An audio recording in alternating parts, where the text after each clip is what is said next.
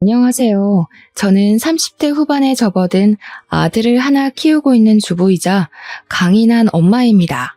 뭔가 제 소개부터 시작하고 이야기를 하려고 하니 신입생 때 첫 자기소개를 했던 날들이 새록새록 떠오르면서 부끄럽기도 하고 그러네요. 어디서부터 이야기를 해야 할까 고민이 많이 들긴 했지만 상황을 제대로 이해시키려면 제가 처음부터 끝까지 속임없이 이야기를 하는 편이 좋을 것 같다는 생각이 들었습니다. 제가 살아온 배경부터 차근차근 풀어나갈 텐데 중간에 지루하다고 제 사연을 끝까지 들어주시지 않는다면 아주 후회하실 거라는 것부터 미리 이야기하겠습니다.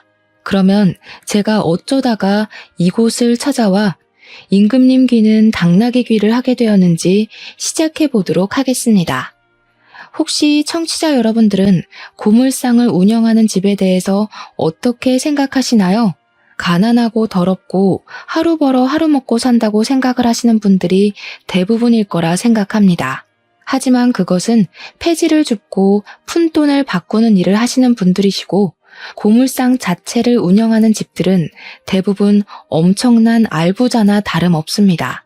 꽤 비싼 금속들을 다루고 그것들을 대부분 현금으로 큰 사업체에 넘겨 녹여팔 수 있게 처리를 하기 때문에 큰 고물상들은 하나의 중소기업이나 다름없다고 하죠. 중소기업과 다른 점이 있다면 현금으로 거래를 해서 은근히 뒤로 챙기는 돈이 많다는 것과 금속 수입에 차질이 생기면 고물상들의 값이 엄청나게 뛴다는 것입니다. 저희 아버지께서는 할아버지 세대부터 물려받으신 고물상을 이어받아서 운영을 하고 있으셨는데 개인 사업자치고는 엄청나게 큰 고물상이었습니다.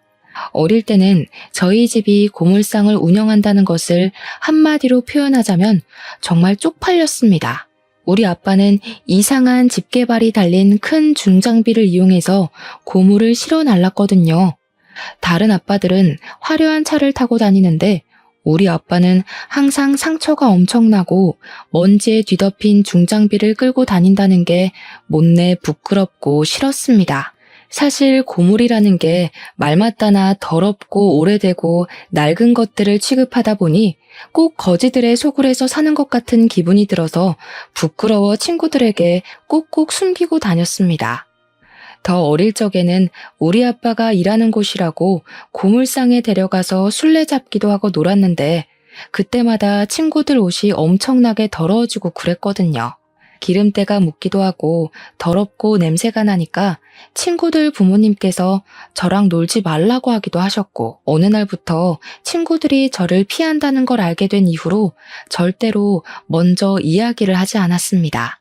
집에 갈 때도 주위를 꼭 살폈고 혹시라도 아빠의 일터에 심부름이라도 가게 되는 날에는 모자도 눌러쓰고 몸을 잔뜩 웅크린 채 황급히 들어가서 물건만 전해드리고 나왔습니다.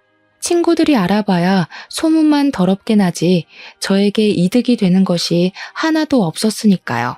하지만 아무리 조심한다고 해도 꼬리가 길면 밟히는 법 아니겠습니까? 하루는 엄마의 심부름으로 고물상에 갔다가 반 친구에게 들키고 말았던 것입니다.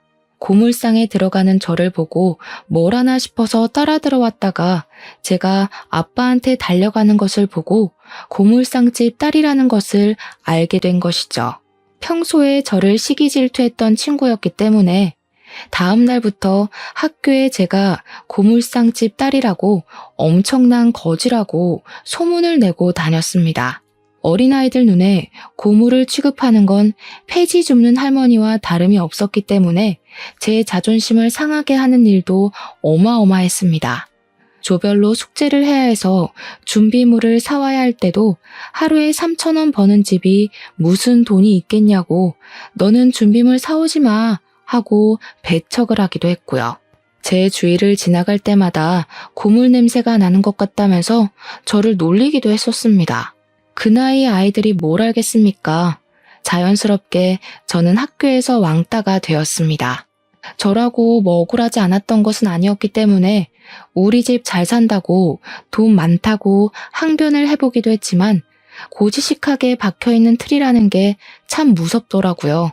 어찌나 어린 아이들의 말이 잔인한지 저에게 떡볶이를 사 먹을 수 있다고 전부 부자는 아니라며 부모님이 집에서 밥 대신 라면을 주는 것 아니냐고 무시를 했습니다. 처음에는 하나하나 반박을 했지만 시간이 지날수록 저도 점점 무시를 하고 지내게 되었고 그렇게 고등학교 시절까지 모두 마치게 되었습니다.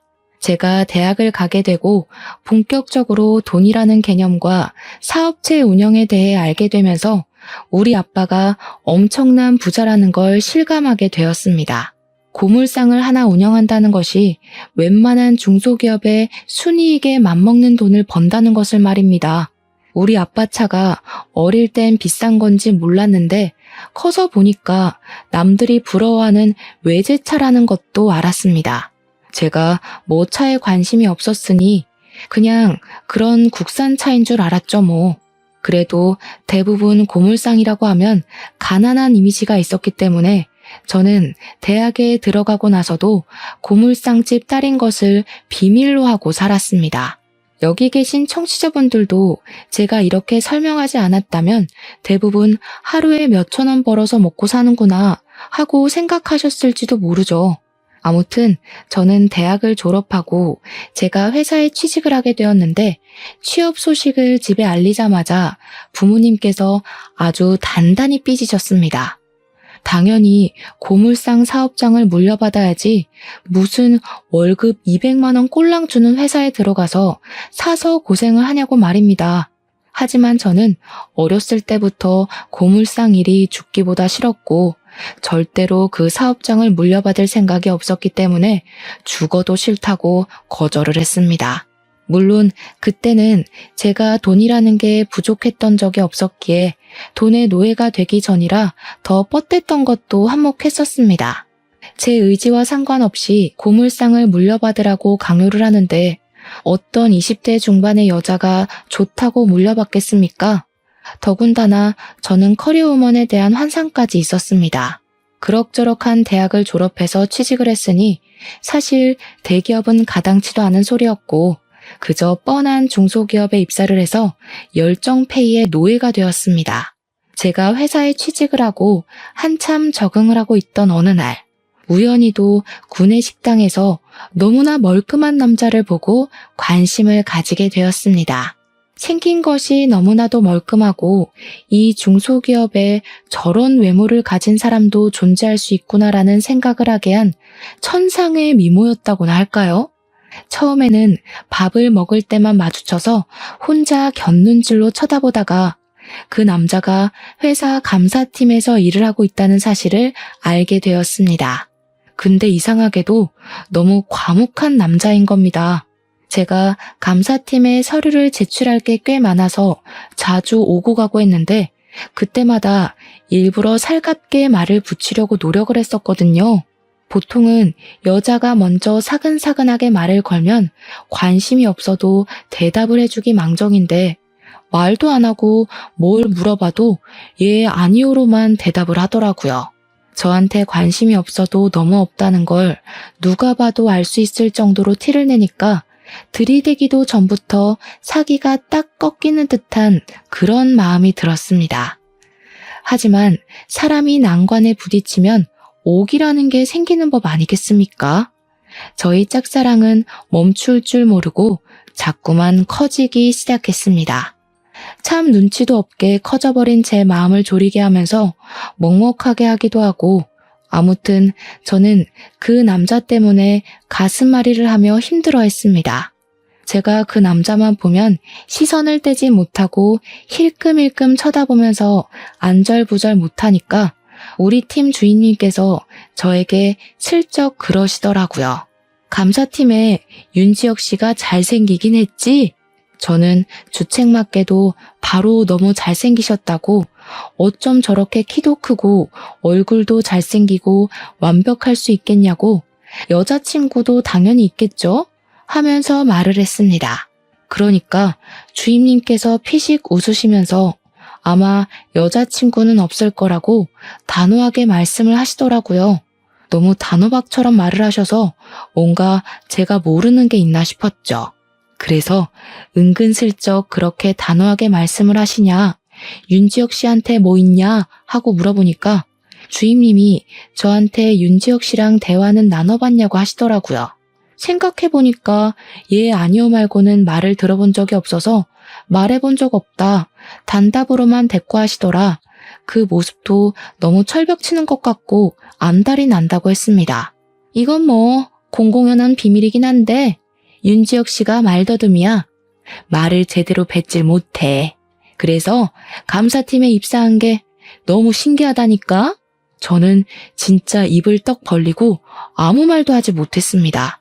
외모도 잘생겼고 키도 크고 배도 나오지 않고 물론 저보다 4살 연상이긴 했지만 정말 이 회사의 빛과 소금 같은 존재인데 말더듬이라는 소리를 들으니까 확 깨더라고요.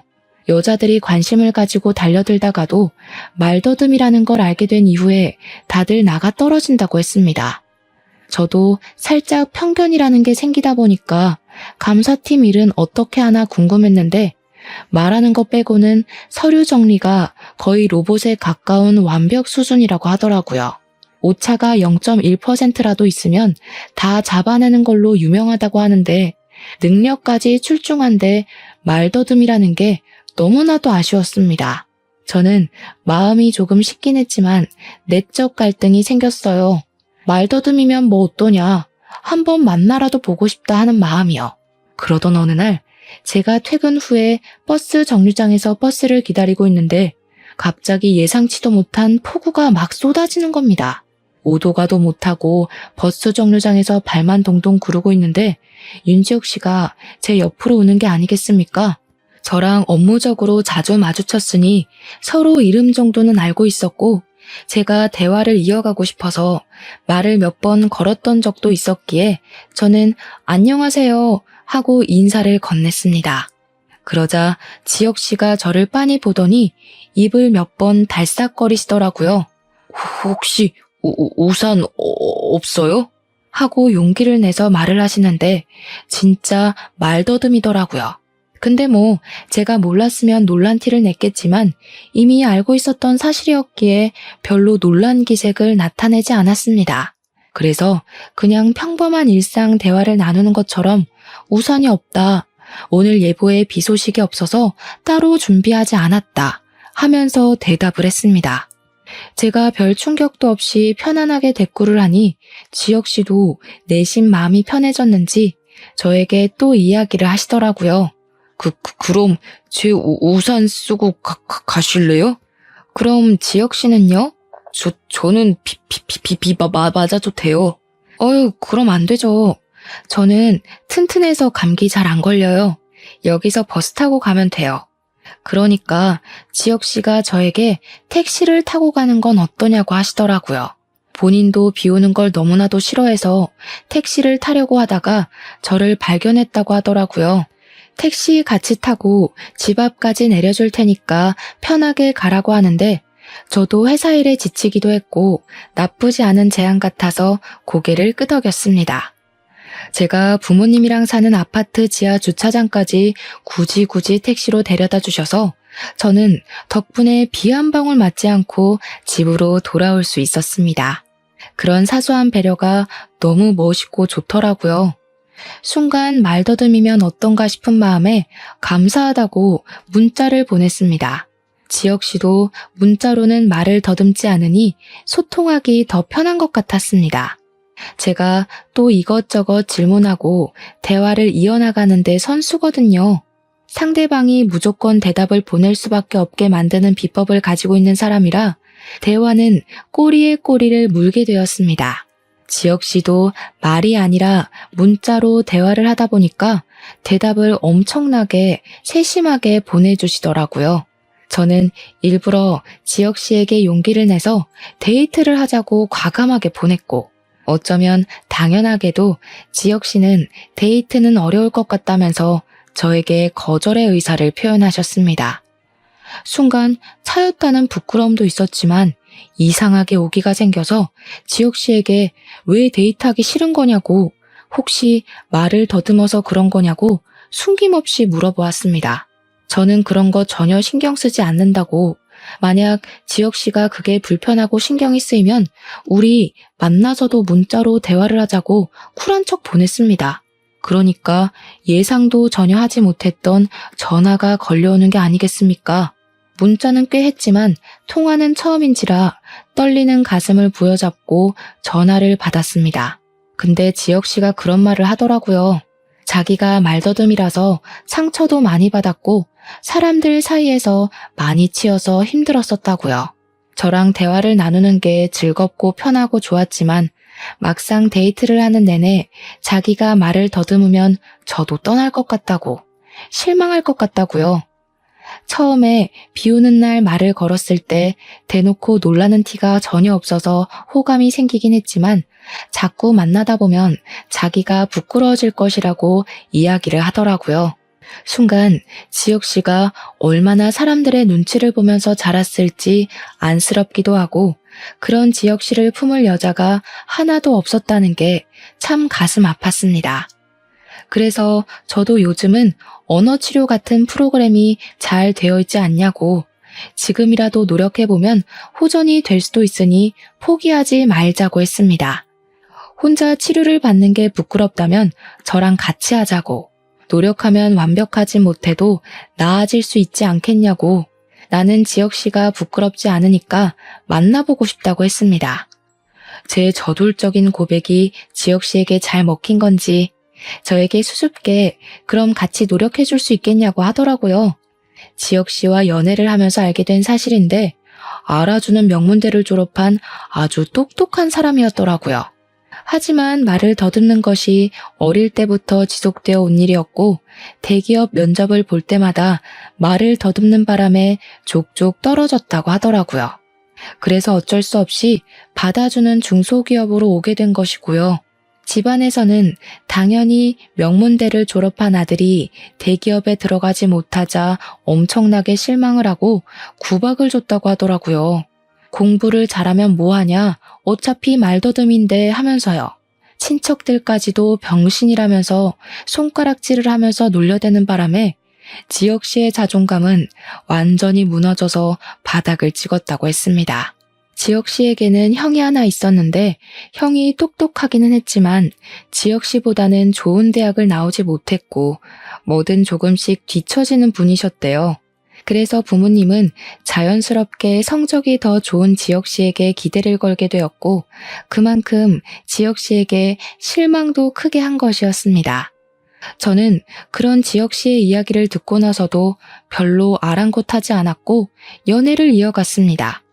저랑 연애를 하는 동안에도 꾸준히 언어 치료를 받기 시작했는데 조금씩 나아지곤 있었지만 완벽하게 고칠 수는 없었습니다. 치료사도 말하기를 일종의 버릇처럼 굳어진 것 같다고, 아마 본인이 자각하지 못하는 사이에도 버릇처럼 말을 더듬는 것 같다고 했습니다. 무의식 속에서 나오는 말버릇이 가장 위험한 것이라며 아무리 뇌로 생각을 하고 말을 한다고 해도 자연스럽게 나오고 신경을 너무 쓰게 되면 말 자체를 못하게 될 수도 있다고 하더라고요. 하지만 저희는 포기하지 않고 꾸준히 노력을 하고 있었습니다. 그렇게 1년이라는 시간을 함께 보냈고 금방 헤어질 것이라고 예상했던 회사 사람들은 저에게 인내의 어머니라며 박수를 보냈습니다. 어떻게 말더듬이랑 사귈 수 있냐며 신기했는데 처음에는 그냥 웃어넘기던 말들이 어느 날 문득 지혁 씨를 더 움츠러들게 한 원인이 될 수도 있겠다는 생각이 들었습니다. 자각을 한 뒤로부터 웃으며 넘겨지지 않았고 저는 저에게 인내의 어머니라고 부르는 사람들이랑 치고받고 싸우기 시작했습니다. 우리 지혁 씨를 고작 그런 단어로 표현하지 말라고, 저에게 큰 감동 같은 사람이고 소중한 사람이니 우습게 보지 말아달라고 말입니다. 그 소식을 들은 지혁 씨는 저를 꼭 안아주면서 선물 같은 사람은 바로 저라면서 어디서도 저 같은 사람은 두 번 다시 만날 수 없을 거라며 자기 인생의 행운이라 표현해 주었습니다. 그리고 저에게 결혼을 하자며 프로포즈를 했습니다. 본인이 더 좋은 조건의 회사로 이직을 할 수 있을지 모르겠지만 절대로 굶겨 죽이는 일은 없게 하겠다고 결혼하자고요. 그때 저도 솔직히 말을 해야 하나 조금 고민이 들었죠. 우리 집이 사실은 개 부잣집 고물상을 운영하고 있다고 말입니다. 하지만 제가 물려받아서 운영을 할 것이 아니었으니 굳이 입 밖으로 꺼내지 않았습니다. 저희는 결혼을 결심하고 나서 드디어 양가에 인사를 드리러 가기로 결정을 내렸습니다. 저희 부모님은 지혁 씨 앞에서는 내색하지 않으셨지만 지혁 씨가 돌아오고 난 뒤에 어떻게 남자를 데리고 와도 말더듬이를 데리고 오냐면서 저를 엄청나게 혼내셨습니다. 생긴 게 정말 연예인 뺨치게 잘생겨서 우리 부모님께서 속으로 우리 딸에게 이런 재주가 있었나 싶었는데 인사를 듣자마자 파사삭 식은 거죠. 평소보다 긴장을 한 탓인지 더 말을 더듬었거든요. 부모님께서는 지혁 씨의 이름도 제대로 알아듣지 못해서 이름만 3번을 물어보셨습니다. 그러니 지혁 씨도 당황을 엄청나게 하고 말았고 싸늘해진 분위기 속에서 결혼 이야기를 꺼내니 부모님 속이 말이 아니셨겠죠. 부모님께서는 말더듬이도 유전 아니냐고 절대로 결혼을 반대하겠다고 했지만 저는 딱 잘라서 지혁 씨가 아니라면 결혼을 하지 않겠다고 선언했습니다. 당연히 저희 부모님은 황당해 아무 말도 하지 못하셨죠. 처음에는 화를 내다가 달래기도 하셨습니다. 네가 뭐가 부족하냐 말씀하시면서요. 부족해서가 아니라 그냥 서로 잘 맞으니까 결혼하겠다고 하는 거라고 했죠. 엄마, 아빠, 오늘 지혁 씨가 긴장을 해서 말이 더 심하게 더듬어진 거야. 평소에는 저 정도로 심하지 않고 언어 치료도 받고 있어. 거기다가 정말 대단한 사람이야. 지혁 씨네 집에서 말을 더듬는다고 손가락질하고 놀려대고 상처를 줬었대. 자기 가족에게도 상처를 받은 사람인데 엄마랑 아빠는 사랑으로 감싸줄 수 있지 않을까? 저의 간곡한 부탁에 부모님께서는 못 이기는 척 2번 지혁 씨를 더 만나보게 되었고 3번째 만남에서 사람 됨됨이가 된 것 같다면서 마지못해 결혼을 허락해 주셨습니다. 제일 큰 산을 통과했다고 생각하니 시댁의 허락은 사실 별거 아니라고 생각을 했죠. 그래서 시댁에 인사를 드리러 갔는데 저를 보자마자 그러시더라고요. 그래, 부모님은 뭐 하시니? 알고 보니 시부는 제약회사 임원이시고 시모는 초등학교 교장까지 마치신 뒤 정년퇴직을 하셨더라고요. 자기네 집안은 명문이다 하시는데 무슨 명문에 그리 목숨을 거시는지 뭐 하는 집안이냐고 계속 물어보시는데 부모님 직업을 숨길 수도 없고 해서 솔직하게 고물상을 운영하신다고 말씀을 드렸습니다. 그러니까 시모가 엄청나게 기겁을 하시면서 놀라시더라고요. 고물상? 그 고물 모아다가 돈 받고 파는 그거?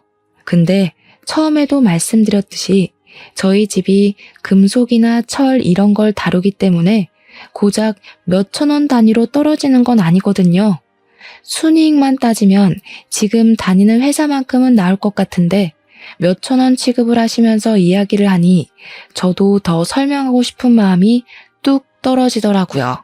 제가 아무 소리도 하지 않자 시모가 머리를 싸매시면서 드라마에서만 보던 괴팍한 시어머니의 두통 온다는 표정을 지으시더라고요. 내가 너 같은 비렁뱅이한테 장가 보내려고 우리 아들 서울대 보내고 내내 지원한 줄 아니? 뱅이가 뭐야? 나는 말더듬인데. 제가 지혁 씨에게도 딱히 고물상을 운영한다, 우리 집이 잘 산다 이런 말을 한 적이 없었기 때문에 지혁 씨도 당황했을 법한데 서툰 말솜씨로 저를 변호해 주더라고요. 지혁 씨는 눈 하나 깜빡하지 않고 직업이 뭐 어떠냐, 귀천 없다, 사람 됨됨이만 되면 된 거 아니냐, 나도 하자 있다 하면서 쉴 새 없이 말을 했습니다. 시부모님은 당황해서 너는 하시면서도 지혁 씨가 워낙 강경하니까 더 싫은 소리는 못 하시더라고요. 솔직히 말하면 제가 손해인 건 맞지 않나 싶어서 가만히 있는데 지혁 씨 형이라는 사람이 나와서는 빈정거리더라고요. 고물상하는 집안에 말더듬이 사이면 딱 어울리는 거 아니야? 근데 외적으로 보나 성격으로 보나 형제가 맞나 싶더라고요. 말도 너무 싹수 없게 하고 외모도 지혁 씨랑은 완전히 딴판이었습니다. 얼굴도 못생기고 피부도 곰보해 배도 불룩 나와서 임신 7개월이라고 해도 믿을 법 하더라고요. 오죽하면 제가 지혁 씨에게 저분은 누구냐고 물어봤겠어요. 아주버님도 지혁 씨와 어릴 때부터 외모 비교를 많이 당했는지 자격지심이 좀 있어 보였습니다. 우리가 좀 안 닮았지? 다들 형제인 거 몰라. 하긴 저런 말더듬이랑 무슨. 빈정빈정 거리는데 무슨 빈대떡인 줄. 보니까 대학도 지혁 씨보다 조금 낮은 대학을 나왔더라고요. 그것조차 자격지심으로 보였고요. 대기업 다닌다는 소리는 들었는데 자랑할 게 정말 그것뿐인지 내내 대기업 이야기만 하더라고요. 지혁 씨랑 1살 차이라고 들었는데 그냥 누가 봐도 아저씨 같은 사람이었습니다. 근데 집안에 장남이 아직 장가를 안 갔는데 손 아랫사람이 먼저 가도 되나? 아주버님, 여자친구분 있으세요? 그럼 저희가 기다릴게요. 여자친구 없다는 게 또 자존심이 상했는지 콧김만 뿍뿍 내뱉더라고요. 생긴 게 못생겨서 그런지 모태솔로라고 지혁 씨가 슬쩍 말을 해주더라고요. 시부가 제약회사 임원이라 집에 돈은 좀 있어 보이긴 했지만 그게 전부는 아니니까 뭐 충분히 모태솔로일 수도 있겠다 싶었습니다. 시모는 계속 고물상에 꽂혀서 집안이 마음에 안 든다고 성에 안 찬다고 제 면전에 대놓고 말을 했습니다. 지혁 씨는 제 손을 꼭 잡고는 시부모님에게 선언하듯 이야기를 했습니다. 내가 이 집에서 얼마나 힘들게 자랐는지 알아주는 사람은 이 사람 하나뿐이야. 지혁 씨는 지금도 가족들은 자기가 말을 더듬는다고 무시하고 경멸의 말을 쏟아붓는데 저는 유일하게 말 더듬는 걸 보고도 놀라지 않았던 사람이라고 말을 해줬습니다. 본인에게 은인 같은 존재이자 고마운 사람이기도 하며 선물이기도 하다고 없어서는 안 될 소중한 사람이라고 말입니다. 만약 허락을 해주지 않는다면 집안과의 인연을 모조리 끊어버리고 둘이 간소하게 결혼식 올리고 살겠다고 시부모님께 결정을 제대로 내리라고 협박조로 말을 했습니다. 시부모님께서는 그 말에 놀라서 두 분 다 절대로 천륜을 끊는 건 안 될 소리라고 하시고 아주버님은 피식 웃더라고요. 재수씨 능력이 아주 좋네. 여자라면 치를 떨던 내 동생 입에서 저런 소리가 다 나오고. 저는 대꾸해주고 싶지 않아서 그냥 씩 웃어주고 말았는데 그게 자기를 무시한다는 느낌으로 받아들여진 건지 기분 나빠하더라고요. 저희가 강경하게 나오자 양가에서는 어쩔 수 없는 허락을 해주셨고 저희는 정말 행복한 결혼식을 올릴 수 있게 되었습니다. 물론 그 과정이 순탄하지 않았죠. 시댁에서 제가 마음에 들지 않는다는 티를 상견례 자리에서 아주 팍팍 내셨거든요. 지혁 씨가 상견례 중간에 벌떡 일어나서 자리를 끝내자고 할 만큼 화를 냈기에 넘어갔지. 지혁 씨가 가만히 있었다면 저희 부모님이 아마 상을 엎으셨을지도 모르겠습니다. 시모가 계속 구시렁거렸는데 일부러 저 들으라는 식으로 말했거든요. 우리 아들이 명문대를 나와서 차만 아가씨랑 결혼하고 살 줄 알았더니 우리 아들이 말을 조금 더듬어서 그렇지 외모도 훌륭하고 아나운서 하라는 말을 그렇게 들으면서 자랐는데 자식 낳으면 우리 아들 얼굴 닮으라고 내가 기도라도 올려야겠네. 우리 아들은 잘생겼는데 며느리가 영. 우리 부모님께서 기분이 나빠 킁킁하시니까 지혁 씨가 나서서 이야기를 했습니다. 자기가 명문대를 나오긴 했지만 대기업에 들어가지도 못하는 말더듬이인데 사위로 받아주셔서 정말 감사하다고요. 아나운서를 꿈꾸었던 어린 시절도 있었지만 말을 더듬는 바람에 시도조차 하지 못했었다고. 결국에 회사에 들어가서 이렇게 좋은 여자를 만나게 됐다고 말입니다. 우리 와이프 얼굴 닮은 딸 하나만 있으면 소원이 없겠다고 저희 부모님한테 고개 숙여서 정말 감사하다고 인사를 하는데 그 말에 시댁 식구들은 완전히 똥 씹은 얼굴을 하더라고요. 당연히 사위 될 사람이 마누라 편에 찰싹 붙어 있으니 우리 부모님은 더할 나위 없이 얼굴이 활짝 피어오르셨고요. 상견례 끝나고 은근히 남자 잘 골랐다고 칭찬까지 해주셨습니다. 그 자리가 끝나고 저희 아버지께서 비싼 외제차를 타고 오셨는데 시댁에서 그 차를 보고는 고물상을 하신다더니 차를 무슨 빚까지 내서 사냐고 한 소리 하시더라고요. 억 단위가 넘어가는 차여서 당연히 빚을 내서 샀을 거라고 생각하는 시댁이 우물한 개구리처럼 보였지만 대꾸는 하지 않았습니다. 저희는 결혼식 이후에 회사에서 저금리 대출이 지원되어 신혼집도 전세자금 대출을 통해 얻었습니다. 아버지께서는 우리 딸이 대출금 갚으라 고생하는 거 보기 싫다고 집을 하나 사주시겠다고 하셨지만 재산세며 상속세며 생각을 해보니 그냥 전세를 얻는 게 이득이겠더라고요. 대신 아버지께서 돈이 필요할 때 간간히 대출금을 대신 갚아주시곤 하셨죠. 물론 저금리라서 이자율이 나쁘지 않긴 했습니다.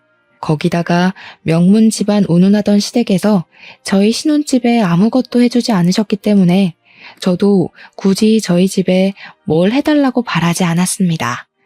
혼수만큼은 절대로 본인이 하시겠다고 박박 우기시는 엄마 때문에 어쩔 수 없이 혼수는 최고급으로 드리긴 했습니다.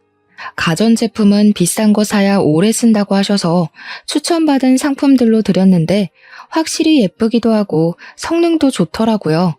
그렇게 저희의 신혼생활은 달달하게 흘러갔고 결혼을 한 지도 어느덧 2년이라는 세월이 흐르게 되었습니다. 저희 부부에게 아무런 문제는 없었지만 딱 하나 신경 쓰이는 게 있었다면 그건 바로 아이가 들어서지 않는다는 것이었습니다. 피임을 전혀 하지 않음에도 불구하고 아이가 들어서지 않아 산부인과에 가봤는데요. 제가 다낭성 난소 증후군이 있어 난임이라는 판정을 받게 되었습니다. 소파 수술을 하고 깨끗하게 긁어내야 임신 확률도 올라간다 해서 저는 아이를 가지고 싶은 마음에 시술도 받고 시험관까지도 생각을 하게 되었습니다. 제가 그렇게 몸을 회복하는 동안 그 사이에 아주버님께서 결혼을 하겠다며 여자를 데리고 오셨습니다. 아주버님의 소개로는 명문대를 우수한 성적으로 졸업을 한 여자이며 아주 똑똑해서 배울 게 많은 여자라고 하셨습니다. 하지만 관상이라고 하죠. 얼굴을 딱 봤는데 얼굴이 상당히 사납게 생겨서 좀 무섭다고 해야 하나? 그러니까 딱 봐도 센 언니 같은 느낌이 물씬 풍겼습니다. 저는 솔직히 눈 마주치고 조금 쫄았어요. 와, 잘못하다가는 시모의 시집살이보다 더한 형님살이가 시작될 수도 있겠다 하면서 긴장을 하게 됐죠. 식장에 들어가기 전까지는 남녀 사이는 모르는 거니까 하고 생각을 하고 있었는데 아주버님이 그러시는 겁니다. 이 사람 임신했어요. 지금 10주래. 그러니까 우리 하루빨리 결혼해야 됩니다. 임신을 했다는 말에 시부모님은 발등에 불이라도 떨어진 사람 마냥 부랴부랴 결혼식 준비를 시작하셨습니다. 저희가 아이가 오랜 시간 들어서지 않았기 때문에 드디어 첫 손주를 본다고 기분이 좋아지신 시부모님은 아주버님이 살 신혼집까지 마련을 해주셨습니다. 손주가 혼수라는데 당연히 이 정도는 해줘야 한다면서 저에게는 임신도 못한다고 떡하니 임신을 해서 오면 얼마나 좋냐고 하는데 어이가 없었습니다. 장남이니까 더 해주고 싶은 마음이 들 수도 있겠지만 우리 남편도 아주버님 댁만 집을 못 해준 게 못내 서운했는지 차별하는 거 아니냐고 한 소리 하더라고요. 형님이라는 그 여자는 저보다 2살이 어린 여자였는데 자기가 형님이라고 저에게 꼬박꼬박 존댓말을 써줬으면 좋겠다고 하더라고요. 저야 학렬로 윗사람이니 그렇게 하겠다고 했는데 정작 형님은 저에게 반말을 찍찍 하시더라고요. 근데 그 느낌이 조금 귀여운 반존대가 아니라 싹수 없고 싸구려 같은 느낌이 물씬 풍기는 게 상당히 별로였습니다. 거기다가 명문대를 우수한 성적으로 졸업했다고 했으면서 상식이 조금 부족한 듯한 느낌도 들었고요. 시댁 단톡방에서 이런저런 이야기를 하는데 갑자기 형님이 뜬금없는 소리를 하지 않겠습니까? 모르는 게 산책이죠. 누구 개를 산책시켜요? 웬 모르는 게? 제가 대꾸를 하니까 형님이 그것도 모르냐는 식으로 모르는 게 산책이라고 속담 몰라? 하는데 진짜 뒤통수를 누가 세게 내려친 것 같았습니다. 모르는 게 상책이라는 말을 글쎄 모르는 게 산책이라고 쓴 것이었습니다. 저랑 남편이랑 둘 다 농담한 거겠지? 하면서 입을 떡 벌렸어요. 아주버님은 땀까지 막 붙여가면서 우리 와이프가 순수해서 그래 하면서 방어벽을 세우는데 순수한 거랑 무식한 거랑은 차원이 다른 이야기 아닙니까? 명문대 출신의 대기업을 다니다가 임신을 하는 바람에 일을 그만두게 되었다고 경력 단절이라면서 이야기를 하는 사람이 이런 상식도 모르는 게 말이 되나 싶고요. 시댁에서는 명문대 출신의 대기업 다니던 형님을 무슨 상전 떠받들듯이 금이야 오기야 해주셨거든요. 거기다가 임신까지 했으니 시부모님 눈에서 꿀이 뚝뚝 떨어지셨죠. 우리 큰아들 때문에 그 좋은 회사도 퇴직하고 아유 마음 아파서 어쩌면 좋아? 우리가 더 잘해줄게. 우리 능력 좋은 맏며느리. 시모가 예쁘다 예쁘다 해줄수록 기고만장해지는 형님을 보면서 수상함을 느낀 건 저랑 남편뿐이었습니다. 왜냐하면 요즘은 대기업에 입사하는 것조차 힘든 일이기 때문에 만사까지 보통은 일을 하고 육아휴직을 하고 복직을 하고 이게 짜인 루트잖아요. 그 힘들다는 곳에 취직까지 한 사람이 고작 결혼과 임신 때문에 직장을 그만둔다는 게 말이 안 된다 싶었죠. 그리고 우리 아주버님이 뭐만 하면 쩔쩔매는데 그게 형님한테 쩔쩔맨다기보다는 뭔가 숨기는 사람처럼 시부모님 눈치를 보는 느낌이 물씬 풍겼습니다. 가끔은 저와 남편의 눈치까지 보는 듯 했고요. 형님은 가끔 가다 무식을 자랑했고 그때마다 아주버님이 수습을 하셨습니다. 형님은 뱃속의 아이가 아들이라며 더욱더 시부모 앞에서 콧대를 세웠고 시간은 흘러 임신 8개월이 되었습니다. 그리고 그때 저에게도 정말 귀한 아기 천사가 찾아오게 되었습니다. 시댁에 가서 소식을 전하니 시부는 겹경사라며 좋아하셨고 시모도 티는 내지 않으셨지만 내심 좋아하셨습니다. 여태 저를 무시하고 그러셨으니 대놓고 좋은 티는 내지 않아도 자연스럽게 올라가는 입꼬리는 숨기지 못하시더라고요. 재수씨, 임신했다고? 축하해. 말더듬이 안 되게 조심하고 태어나자마자 언어 치료부터 받아야 하는 거 아니야? 아주버님이 눈치 없이 말을 뱉었고 그날 남편이 완전히 눈이 돌아서 아주버님에게 쌍욕을 하면서 화를 냈습니다. 저희 남편이 언어 치료를 꾸준히 다니면서 말이 많이 좋아졌는데 또박또박 이야기를 하니 시부모님도 무척 놀란 얼굴이시더라고요. 그 이후에도 형님은 계속 단톡방에서 사소한 말실수를 하셨습니다. 어머님, 제가 우리 아들 낳으면 저한테 일해라 절해라 하지 마세요. 육아는 제가 알아서 할게요. 무난하게 키울 테니까 참견하시면 곤란해요. 어머님, 감기 걸리셨다면서요? 임산부라 가까이 가지 못하겠네요. 빨리 낳으세요. 어머님, 그이가 저 가방 사준다더니 입 싹 씻는 거 있죠? 마마 일은 중천공인데. 그때마다 저와 남편의 얼굴이 다 화끈거렸습니다. 아무래도 명문대를 졸업했다는 것이 거짓말 같았죠. 시모에게 예쁨을 받고 싶어서 아주버님이랑 작당 모의를 한 것 같다고 의심을 하고 있었는데 시모도 의심을 하고 있었더라고요. 그러던 어느 날 사건이 터졌습니다. 저랑 남편이 언어 치료를 끝내고 병원 앞에서 데이트를 하고 있다가 카페에 들렀는데 그 카페에 형님이 들어오는 게 아니겠습니까? 남편과 제가 알아보고 인사를 할까 말까 고민을 하는데 저희 대각선 뒤쪽 테이블에 떡하니 앉더라고요. 근데 그 테이블에는 노란색으로 머리를 염색하고 입술을 빨갛게 칠한 어떤 여자가 앉아 있었거든요. 명문대 출신인 형님과는 거리가 멀게 생긴 여자였는데 둘이 무척이나 친한지 앉자마자 시끄럽게 이야기를 나누더라고요. 듣고 싶지 않아도 대화 내용이 다 들렸습니다.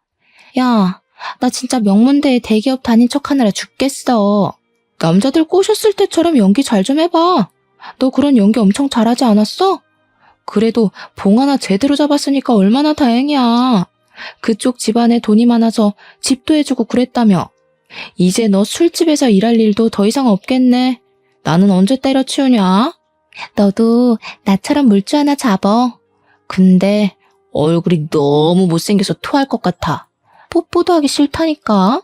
뽀뽀도 하기 싫다면서 임신은 어떻게 했대? 뭐 눈 꼭 감고 딴 생각하고. 말도 하기 싫다. 근데 사실 이 아이 아빠가 누군지 몰라. 비슷한 시기에 이 남자 저 남자 다 만났잖아. 그러다가 호구 하나 잡은 거지. 남편도 다 알고 있으면서 속아주는 걸지도 모르겠고. 그러니까 자기네 집에도 명문대니 대기업이니 하면서 속이는 거 아니겠어?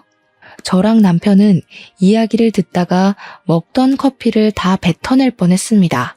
제가 너무 놀라서 대각선 뒤쪽 테이블에 다가갔습니다. 형님, 그거 다 진짜예요? 그러니까 형님이 귀신이라도 본 듯 악소리를 내는데 카페에 있던 사람들이 죄다 쳐다보더라고요. 술집 여자였다고? 뱃속의 애가 누구 애인지도 몰라? 와, 진짜 제정신 아닌 거 아니야? 시부모님도 아셔야겠어요. 그 말을 끝으로 제가 가방을 챙겨서 남편이랑 같이 카페 밖을 나가려고 하니 형님이 놀라서 저를 따라 나오면서 오해가 있다고 난리를 치더라고요. 동서동서 하는데 2살이나 어린 게 반말하는 것도 열받고 해서 저도 소리를 버럭 질렀습니다. 동서는 무슨 얼어 죽을 동서. 말 놓지 마. 나보다 어린 주제 누구를 속여? 그러니까 제 어깨를 확 잡아채면서 저를 밀치는데 제가 뒤로 나자빠지고 말았습니다. 근데 제가 정말 어렵게 아이를 임신한 몸이지 않겠습니까? 남편이 열이 받아서 바로 형님의 뺨을 친 것입니다. 그랬더니 주변에서 놀래서 경찰에 신고를 했고 남편은 피의자 신분으로 경찰서에 가서 조사를 받게 되었습니다. 저는 너무 놀라서 시부모님과 아주버님께 호출을 했고 경찰에게도 상황을 모조리 다 빠짐없이 설명을 했습니다. 뒤늦게 찾아온 아주버님과 시부모님이 지금 큰며느리 뺨을 때린 거냐면서 남편을 질책하려고 하는데 제가 나서서 설명을 했죠. 이 여자 대기업은커녕 술집 여자라면서요?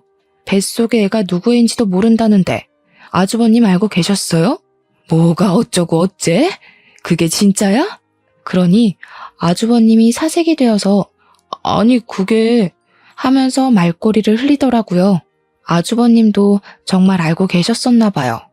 시부가 화가 났는지 아주버님의 뺨을 때리고 시모는 뱃속의 애가 네 집인지 모른다고 하면서 형님의 뺨을 때리셨습니다. 남편이 그 틈을 타서 이 여자가 우리 마누라 밀어서 애 떨어질 뻔했다고 소리를 치니까 시모가 야! 고함을 지르면서 형님의 머리채를 잡더라고요. 우리 집 귀한 손주를 네가 감히? 경찰서에서 벌어진 일이니 당연히 경찰들이 와서 뜯어말리고 개판이 났죠. 아주버님께 시부모님이 당장 이혼하지 않을 거면 너도 맨몸으로 집 나가라고 엄포를 놓은 덕에 아주버님은 이혼하겠다고 아주 쭈구리처럼 말을 했습니다. 이혼 못한다고 박박 우기던 형님은 출산하자마자 바로 친자 검사를 실행했고 아주버님의 친자가 아닌 것으로 판명이 나는 바람에 한바탕 소란이 또 일어났습니다. 당연히 양육비는 주지 못한다고 못을 박았고 형님도 맨몸으로 쫓겨나게 되었습니다.